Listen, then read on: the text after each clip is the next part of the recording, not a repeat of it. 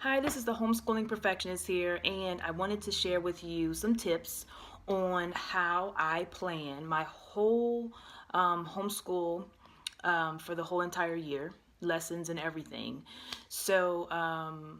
Let's get started. I'm so sorry that I'm late. I was supposed to like post a video like this way back, but yeah, and sorry I'm inconsistent with my posts, but I just feel like I should only post when I have something to actually talk about.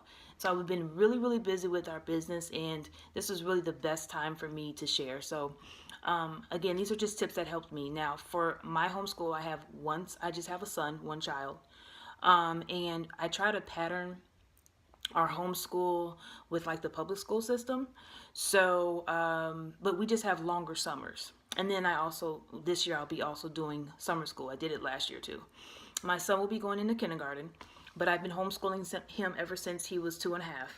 And for me, it just works best to plan everything out because I have businesses and then I help my husband with his stuff, and it just makes sense for me to do it like this, and it has helped me out tremendously, and I wanted to share. I wrote these things down so I wouldn't babble. So the first thing is I do a end of the year evaluation just to kind of see where my son is and what I need to do. I generally plan my homeschool in the spring.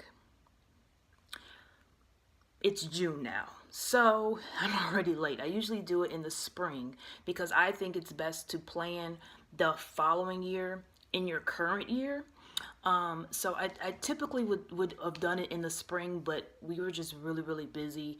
And I guess I kind of know the flow now. So to me, it's like, it works. My son's going into kindergarten, so I mean, there are a couple of things that are going to change, but he was doing some kindergarten work this year, so I guess it kind of works for me. But typically what I do is I'll evaluate my son. It's an indirect evaluation. I just kind of figure out where he is, what I want him to learn, that kind of thing. And then what I do from there is that'll give me an idea of what kind of products I would like, or yeah, what kind of tools or products I want to incorporate in the next year. And so then I research and I go to YouTube and research, and based on my evaluation, I'll kind of know, okay, I want to incorporate these things this year, so I kind of use my evaluation to help me figure out what to research.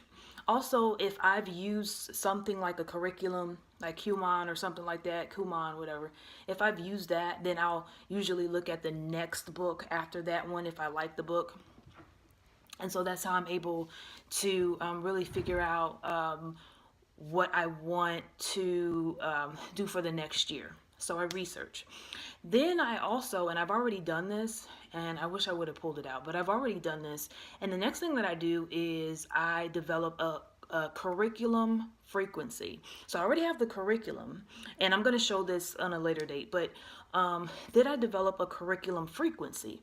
And with a curriculum frequency, it's basically like, how many times a day do you want to do? I'm sorry, how many times a week? This is going to be totally unedited, just to let you know.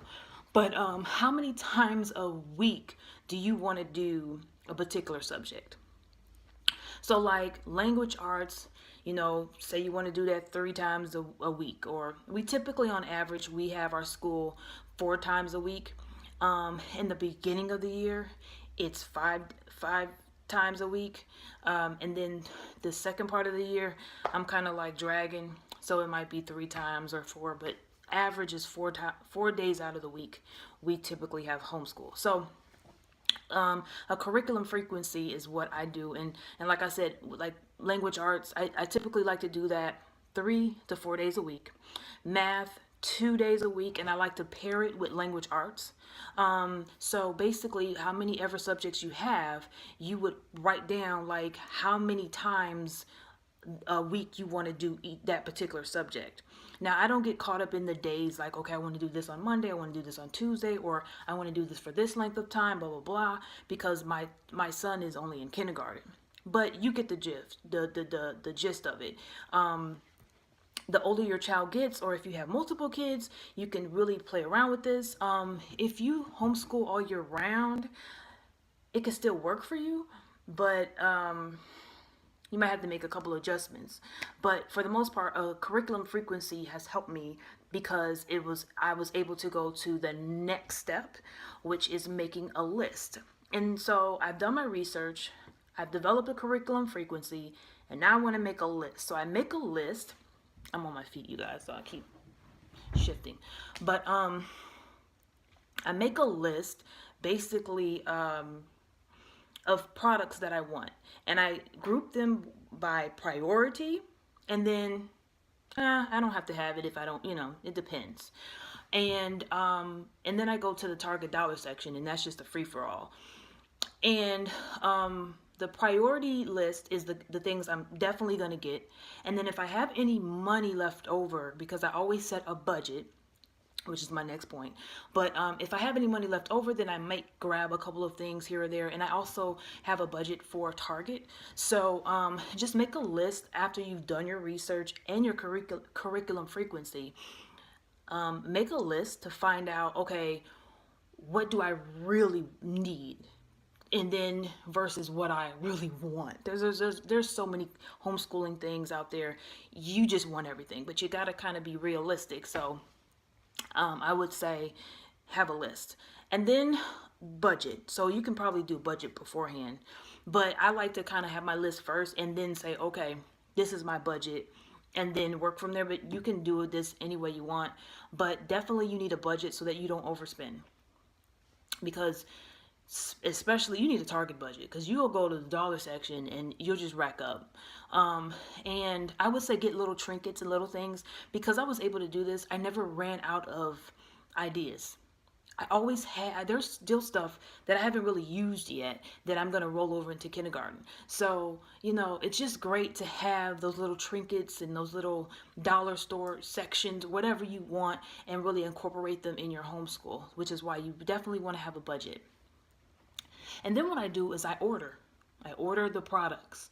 So once you've ordered everything, because, you can plan all the stuff you want, but you have to order it, get it in your hands first, and then you're able to be like, okay, this is what I can do. So I order all of my stuff. Once I get everything together, then I group everything accordingly. And I'm going to show you my drawer on a different date of how I group my subjects. So when I group everything, and I think I showed this on a previous video, but when I group stuff, I basically will take like maybe a workbook from one subject and a workbook from another subject, and I'll put those two together, those things that I really want to pair together for that day, and that will be what I do on that day. And then I might grab an activity or two, and then that's just that one day. So I have an activity for that day, and I'm able to group different projects, different products, different curriculums. There might be one curriculum that I might use, and I might pair it with like a Kumon book, and then that'll be like what I'll do for my language arts and mathematics day. And that's how I'm able to set up my system. I put them in my drawers, and then when I pull out a drawer, I take everything out of that drawer, and that's what I'm doing that day. And it's really helped me. I'm telling you, I never, this year, I didn't have to do a lesson. I didn't have to write up a lesson. The year before that, I was writing up a lesson every Sunday or Saturday. Excuse me. And sometimes I would just be annoyed and wouldn't do anything. So this really helped me. If you have any questions, feel free to comment, and more stuff will be coming. I've ordered some stuff already. And have a blessed day. Please subscribe if you want more tips, and I'll try to be consistent. But I just thank you so much for tuning in. God bless.